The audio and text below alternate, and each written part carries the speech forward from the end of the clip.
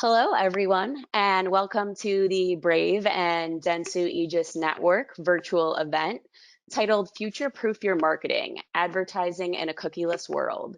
My name is Amy Siegel, VP Director of Digital at Dentsu Aegis Network, and today I am joined by Brendan Ike, Chief Executive Officer, Dr. Johnny Ryan, Chief Policy Officer, and Donnie DeVoren, Head of Sales from Brave Software. So, over the next 45 minutes or so, we will be talking about the most pressing issues facing the advertising industry today, ranging from policy and privacy consideration from both a consumer and agency point of view. And we'll be talking through some of the innovative solutions that have proven to be successful throughout. So, we will first start off with Brendan Ike, the CEO and co founder of Brave Software, who will talk to us about Brave and his high level vision for the company and its mission. Then we'll jump over to Dr. Johnny Ryan, an industry expert on user data privacy and policy, on what we really need to be considering as agencies and brand marketers. Then Donnie DeVoren, head of sales, will answer questions on specific media tactics that help get results in a privacy respecting way. So let's get started. So, Brendan, we know that Brave has really been your baby for the last 5+ years. Can you tell our viewers a little bit more about Brave? Sure. So I have to go back further in time to tell the story right. I started at Netscape in early April 1995. Netscape was a year old or so then, and I foolishly not joined them at the beginning when I could have. I came a year late, and I was tempted to come to a programming language in the browser that you could write directly in the HTML. So Mark Andreessen was the sort of executive sponsor of that idea, but it immediately fell into the sidekick role versus the Java programming language. And we ended up naming my language JavaScript. It was called Mocha originally. And the reason I'm telling you this is because JavaScript took over the web. It even went from the client side into the server side, and it became endemic, and it became very useful for tracking and targeting for ad tech. So after many other turns and twists in my career, mostly still at Netscape and then founding Mozilla and doing Firefox, I came to realize the browser was this sort of passive runtime, this sort of servant of JavaScripts that were being loaded from different websites. And a lot of them were not websites you would ever visit. So you go to a publisher and suddenly you're being assailed by scripts from ad tech vendors that are embedded in the publisher's website, or they're loaded from other scripts that load from other scripts, sort of like fleas, little ones on the backs of big ones, all the way down to the website.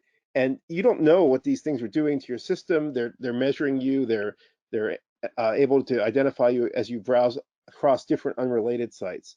And in realizing that JavaScript had become, among other things, an enabler of this technology, I wanted to do something about it. So I thought, there are people who block tracking, and there are good extensions, and some browsers may even do this, though when we started Brave, it wasn't normal for browsers to block tracking. So I wanted to build a browser that would protect people from this kind of privacy invading sort of surveillance that was not just bad for users. It was loading a lot of scripts that was running your radio and draining your battery. It was facilitating the distribution of malware in ad exchanges, believe it or not.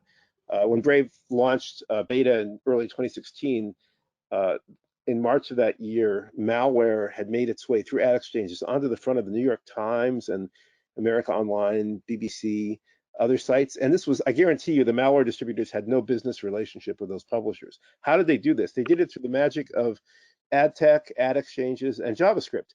And so Brave's mission is not just to protect users from that, but then to build a clean alternative for fans and readers to fund their favorite creators and publishers. And that we did with the basic attention token, cryptocurrency. And we've had growth every month since we started, and we're still finding success. And I think also the world has changed. Privacy law and regulation, and move toward tracking protection on by default, and other browsers who followed our lead on this show that we're on the right path. Definitely. So, how did you originally come up with the idea for Brave? When I realized that all browsers that ran JavaScript were running these ad tech scripts, I thought, why should browsers be working for the user's adversary? In many cases, it is the adversary because it's loading malware in the worst case. But if it's just raiding your data for some privacy loss and to help place ads on publisher sites, is that really bad? Well, it turns out, having started talking to publishers in, I think, as early as 2013, I can talk to Jim Spanfeller, former Forbes publisher. And I realized the publishers aren't benefiting from this system either because it's so indirect that the audience for a particular publisher can be sort of tracked and then sort of stolen away by cheaper publishers or even ad fraud sites. That there's a sort of race to the bottom effect where publishers lose revenue year over year, and the gross revenue that the advertisers spend gets cut down by all the ad tech intermediaries, so that what's left in the publisher's pie tin is a a small slice. And so I thought, if you get rid of those intermediaries, you protect the user's privacy, you save battery and data plan, you make pages load faster. You also help the publisher if you can reconnect the reader or the fan to the creator more directly with fewer intermediaries, maybe just the browser as the intermediary.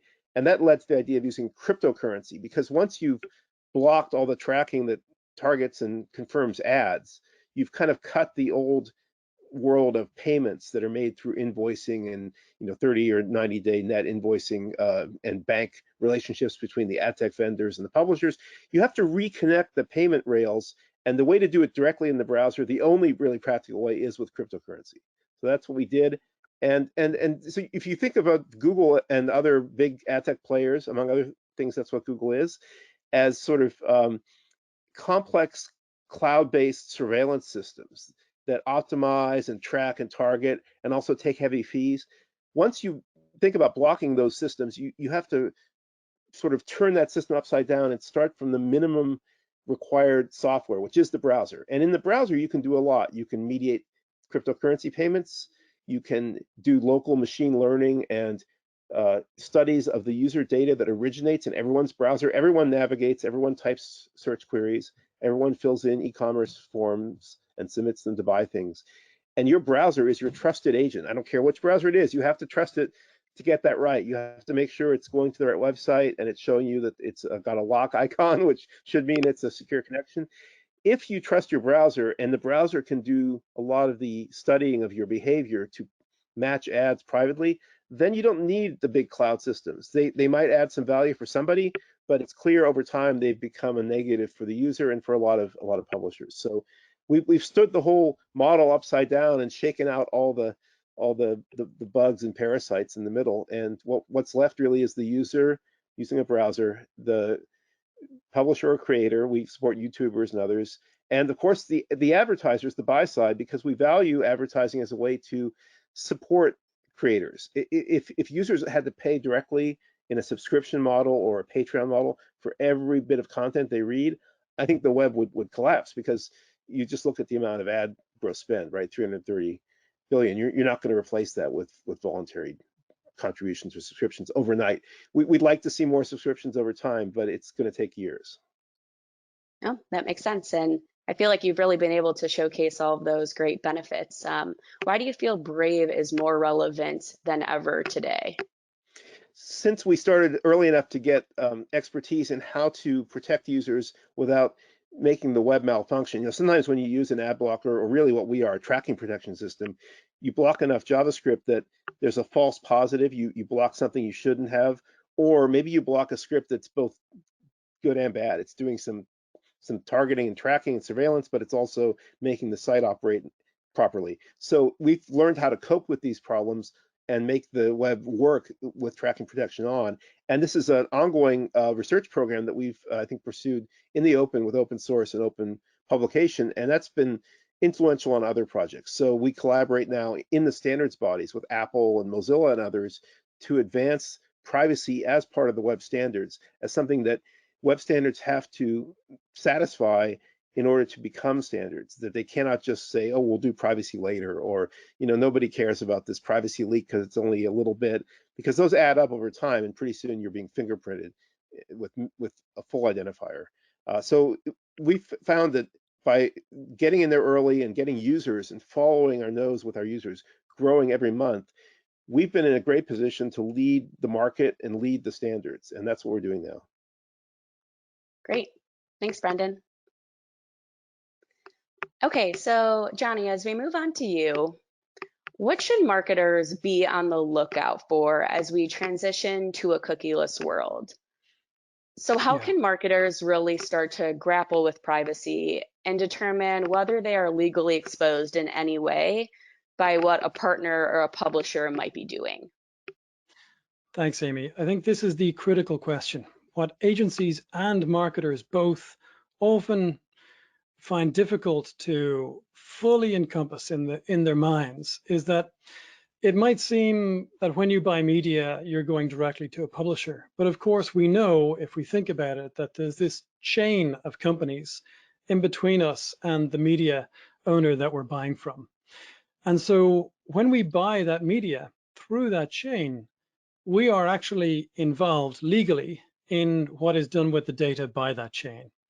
Now, we may not know about all of the companies that are involved in this process, but unfortunately, they do expose us. So now we're 2 years in to the GDPR era, and I think people are starting to try to figure out how to get on the right side of compliance here. Now, what's fortunate is that the GDPR text actually contains a tool that I think should be the starting point for any marketer and for any agency. One cannot know what one should do unless one first uncovers what one's current situation is. What are the risks I'm exposed to? What are the problems? And there's a tool in Article 85 of the GDPR called the Data Protection Impact Assessment. And that tool is actually very useful for brands. So if we go to Article 35, I'm just going to scroll down here. We're looking at the actual text of the GDPR. If we look at Article 35.3a, you see that this tool is supposed to be used when you are involved in profiling data and when you're using or involved in the use of automated data processing. So for example, programmatic advertising would certainly be covered, as would most conventional ad tech. And the tool is also used when, or must be used, when you're dealing with what's called special category data. Special category data are protected things like your ethnicity, health, sexual orientation, faith, all of those things. Now, the tool is specified in Article 35, in Article 35.7, and I'm scrolling down so you can see what the instructions for using this tool are. And again, this is in the actual text of the GDPR. It's a very, very practical assessment so that marketers and their agencies can understand the degree of exposure that they have to their vendors. And when you go through these items, you see actually, if one undertook this exercise, one could not be in a position of not understanding the risks that one was then exposed to. It's quite a detailed thing. I'm not going to go through them in detail, but I'll add one final thing, Amy. Once one has gone through this exercise, it is inevitable that one will uncover risks. And if one is not in a position to completely mitigate those risks, then Article 36 requires that you engage with your enforcer, whichever your local enforcer is, and get advice from them. So there's a clear pathway here in the text of the GDPR in Articles 35 and 36 for all brands to understand exactly where they stand and what their exposure might be. It's a lot of good information to understand. So, Johnny, what is on your mind as the next big development in privacy? We are having the GDPR, and there was a lot of focus on the CCPA in California. But what people have not yet started to think about is what is coming after November, and that is the California Privacy Rights Act, the CPRA. In November, there will be a referendum in the state of California, and on the ballot will be, for the first time ever, a text that will put in law a definition of what cross-context behavioral advertising is. Now, to the best of my knowledge, this has never been done before. So a legal definition of cross-context behavioral advertising, that is quite a novel thing. And it means there is no wriggle room for our colleagues in the tracking industry or the advertising industry here. The CCPA created a lot of opportunity to avoid the law, let's say, because it focused on the idea of the sale of data. So if one could say, I'm an ad tech company and I share data, but I don't sell it, then you could kind of get out from underneath the CCPA. But not only does this new act coming after November, not only does it define cross-context behavioral advertising, it also broadens the definition of the use of data beyond sales. So you'll see it includes sharing, share, disclosing, disseminating, and so forth. That means there is no wiggle room for the industry. Everyone who is caught by this text is going to be forced to address it in a way that they were not forced to address the CCPA. This is the much stronger successor proposed actually by the same people. Now, I keep saying this is coming in November, there'll be a vote on it. So of course, the question is, how many people will say yes? How many will say no? The answer is, according to polling, 88% of people will say yes. Only 4% will say no. So, Amy, I think this Californian initiative is going to force many of our colleagues on the vendor side of the ad business who provide services to brands. It's going to force them to finally make the privacy shift that they have not yet had to because of a lack of GDPR enforcement. Wow. So this is huge, right? I mean, this is going to be a big deal. I think it is going to be So, a big deal, yes. a huge deal. So what should we as marketers and agencies do to prepare for this privacy shift? That's the question.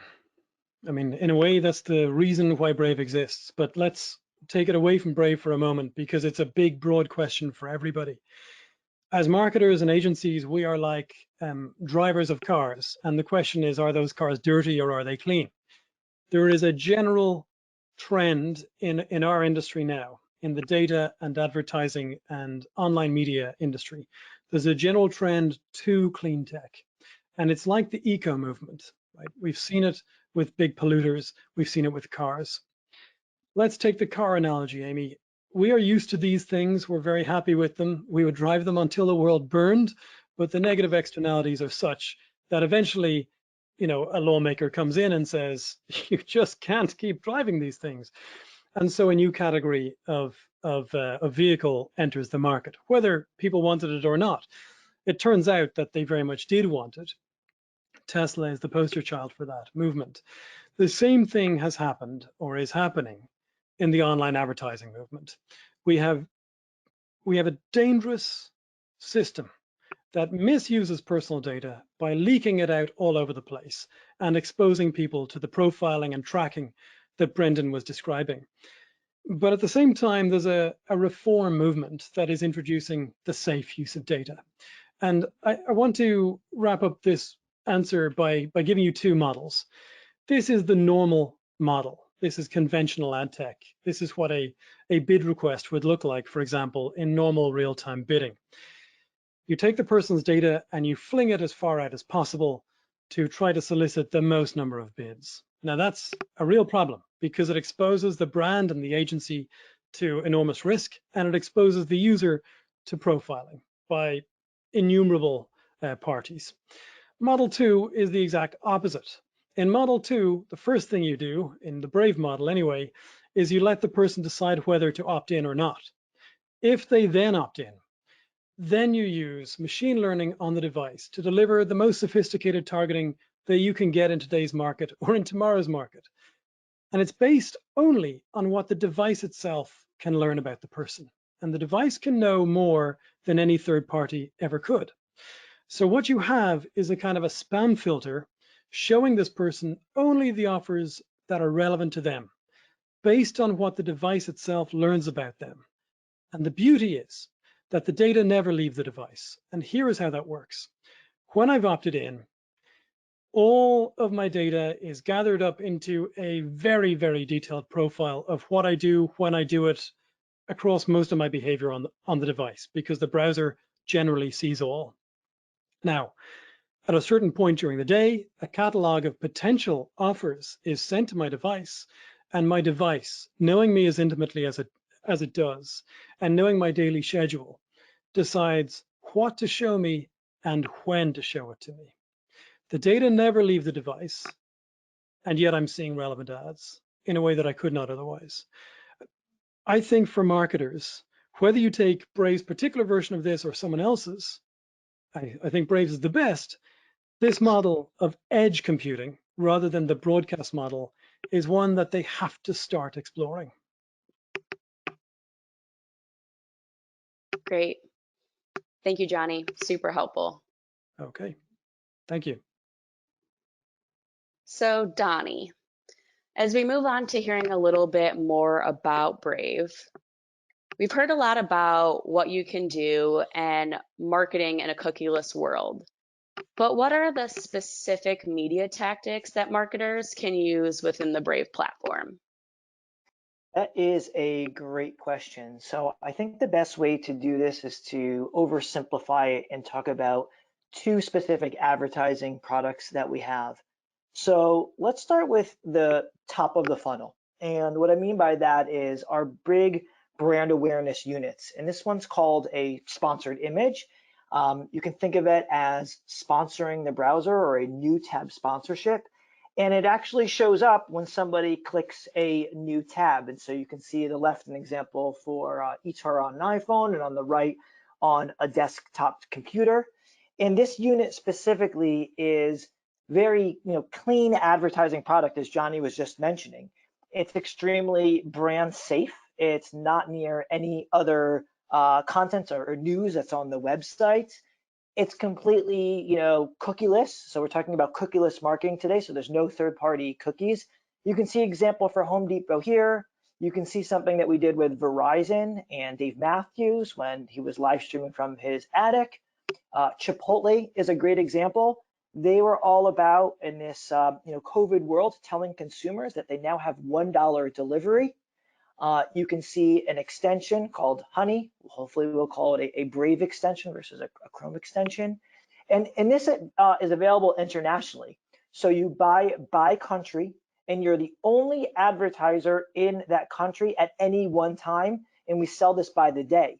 And this is an example of Gillette running in Japan only for a couple days. And another example would be BlockFi over here.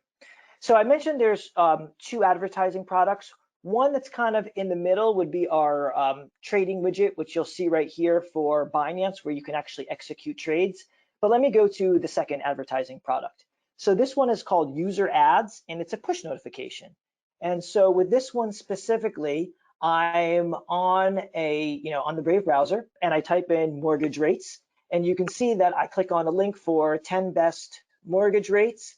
And I am on that screen right here. It's top10.com. But what you saw on the bottom right-hand corner is a home loan ad from Bank of America. And that was a notification that I received because I'm in market for mortgage rates. And again, this is, complements nicely what Johnny said, that all of this data is being kept on my device, but the browser sees everything and it's not being pushed out to the rest of the ad ecosystem. And then I would click on that and it would go right to the Bank of America website. And there's a number of other examples. Let's say I'm into, cryptocurrencies and I go to CoinMarketCap. And this is an example for eToro on a Mac with a push notification in the upper right. And then I go to the eToro website. And just to show you how it looks on iPhones, I go over here and I'm typing luxury car reviews and I click on the link and I go to Alfa Romero website. I see an ad for Audi and go to the Audi site, and then finally on Android. So those are the units to really consider. One is the sponsored image or that new tab sponsorship. And the second one that I showed right here is the push notifications. Awesome. So a lot of super unique ad formats to take advantage of. So Donnie, when you're thinking about this audience, what makes this audience so unique and potentially unreachable within other media formats? Yeah, that's a good question. So let me start talking about the audience demographics that we're seeing of this user, and then I'll get into kind of why they're, unreachable.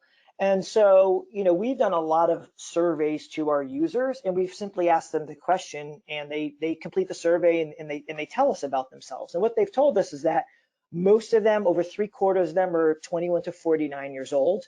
They're millennials. They do skew on the male side, but that's changing over time as we get more and more users. And their income is quite high. So, 1/4 of them making $100,000 plus a year. And as far as their attributes go, they're into personal finance, they're into crypto. A lot of them consider themselves early tech adopters. If you look at the bottom area, 1 in 4 Brave users consider themselves, gamers. They're also responsible for software and hardware purchases. And why they're really unreachable elsewhere is that we've asked them, what percent of the time are you using the Brave browser? And they said that 75% of the time they're using the browser. They're not using other browsers. And our browser, when it blocks the pixels and the third-party cookies and the trackers, it also blocks the programmatic ads. It also blocks the YouTube ads. So they're not seeing programmatic ads. They're not seeing YouTube ads. If they are using another browser, that 25% of the time, 6 in 10 of them have told us that they're using an ad blocker. And then if you look at some of the stats on the bottom of the screen, 80% of them do not watch ad-supported TV, so they're cord cutters. Only 50% of them are on Facebook, and only 1/3 of them use, social media like Snapchat, TikTok, Reddit. So in a nutshell, they're extremely hard to reach with other digital media today. That makes sense. And I know you mentioned you guys are gaining a lot of traction in the marketplace. So what type of growth are you seeing with your users and also advertisers? Yeah, it's a really good question. The growth is hot. The growth is really good. So I'll answer this in a couple different ways. So I joined the company about a year ago, and we had 5 million users, and you can see that on the bottom stat. You fast forward 12 months later, and we have 15.5 million users. So we're growing just under 1 million users a month. We've tripled the number of users. I can't tell the future, but if you look at the trend line, it's looking really, really solid that will cross over 22 million users by the end of the year. And I think from an advertising and marketing perspective, it's important to think about, the number of impressions you can reach in the US. And, we've crunched the numbers, and we have over 200 million available monthly US impressions. And I think another part that is, just to talk about the growth for another second, is the amount of publishers that have opted in to receive the basic attention token. So as a user, you get rewarded for your attention like a frequent flyer mile, and you can earn anywhere from $5 to $10 a month, and then you can go and tip content creators. And there's over, nearly 800,000 different content creators that have verified their website or their channels to accept this form of currency. So in a nutshell, we're seeing great user growth from users and also content creators and publishers. Awesome. So it's great to hear about the really strong momentum out the gate. So do you have any specific success stories that you can share from advertisers that you've partnered with? Sure. Yeah. Great question. So, overall, we've seen a really, really strong click-through rate. We're averaging around 9%. And if you compare it to, the left side, Google Display and Facebook and Google Search, I mean, this is leaps and bounds better. So that's, a good place to start.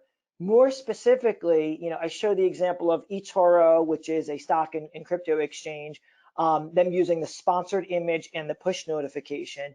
But if you can draw your eyes to the chart on the right, the purple line is the number of registrations to their exchange we were providing them using our push notifications. And the 2 red spikes are the days where they added the sponsored image, that image that I showed with Home Depot and Chipotle. And so when those 2 units are used in conjunction, it's incredibly powerful for a brand, and that's from a cost per acquisition CPA standpoint. And then, something else to show you is, Upland. They are a crypto company that actually is similar to like a monopoly, and you buy virtual land. And when they looked at the revenue per user and spending and using their game from Facebook over to Brave, with us, they saw a 3x value of that user. And there's a number of different case studies with direct-to-consumer brands. This brand called Culprit, they saw 5x in sale. Nexo is another area in the crypto, but we have a lot of mainstream advertisers as well. But just one here is that what I liked about this campaign was it wasn't just about getting user acquisition. It was having people donate to Save the Children. They ran with one day with us, and they raised over $25,000 a day. And I'll just finish Wow. by saying that we have a full dashboard that advertisers can see the data. Awesome. It's really, really great to see all of that strong momentum and proof of performance. So keep up the good work. Thanks. And so I just have, if I could turn the table just for a quick second, Amy. You've been, a great partner of Brave. And I'd love to know, going back, a year ago, what really piqued your interest in Brave? Yeah, good question. So I would say that a lot of it is things that we've already mentioned today, but there were two strong driving forces behind why our agency teams were really excited about rallying around the idea of activating on Brave. And I would say those are number one, that opportunity to engage with an otherwise unreachable audience, to what you mentioned before. We know that Brave was really unique in that the majority of your user base, as you mentioned, that 70%, cannot be found on a lot of our other browsers or platforms. And the fact is that these tech savvy individuals who are generally more averse to traditional forms of advertising and are trying to steer clear of tracking are on Brave. And we knew that we really had that opportunity to engage with them in a big way with our activations. And number two, I would say, is we know that when a user does engage with branded content on Brave, it's because they've really opted in to do so. They've truly raised their hand and said, yes, we're interested. We want to engage with your content. We see the value in branded content that Brave is serving them. And whether that be in the form of value exchange formats or otherwise, we know that we're really alleviating any sort of wasted media impressions or dollars that other opportunities may really not be reaching, and really making sure that we're alleviating that waste and going after that person that's saying, yes, I'm interested and I'm here for it. That's great. Well, thank you for that, and thank you for being such an awesome partner. I'm sure we wanted to, open up to any questions that came in, but I'll turn it back to you, Amy. Thank you. Okay, so question for you, Donnie. So if you block all trackers and pixels, how do we as brands ever get that opportunity to measure performance and see that proof of performance while talking to our customers? Yeah, that's a really good question that comes up a lot in meetings. Like if we're blocking all the trackers, and tracking doesn't just mean targeting to consumers, it also means tracking performance. How do you do that? So there's a number of different ways. I won't get into all of them, but the biggest ones is, number one, Brave has its own ads dashboard. And in that dashboard, you can see everything from views, clicks. We offer unique metrics like the amount of clicks that end up users spend like 10 seconds or more on the landing page. And then we also see conversions. Like the browser knows that a user doesn't know a lot about the user, but it knows that the user saw an ad or clicked on an ad and also saw a thank you page. And then it matches it up and says, okay, we got you, 100 conversions or whatever it is. Now, on our client sides, they can do a lot of things. They can set up a unique, UTM parameter in the URL that says, UTM equals Brave, and they can track on their side. What we don't allow is a Google Analytics redirect or a DCM tag that would basically, track users from the Google side.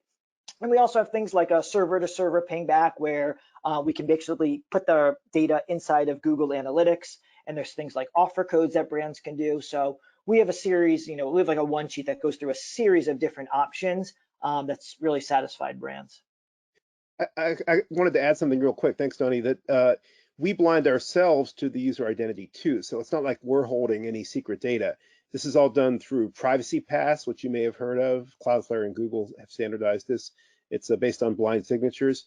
but it does allow us to make some useful reporting, which Donnie described. And so we think the aggregate and the sort of campaign and conversion attribution is important, but it does not require linkability to a user identifier. And that's the problem we're solving by blocking all that tracking in the first place.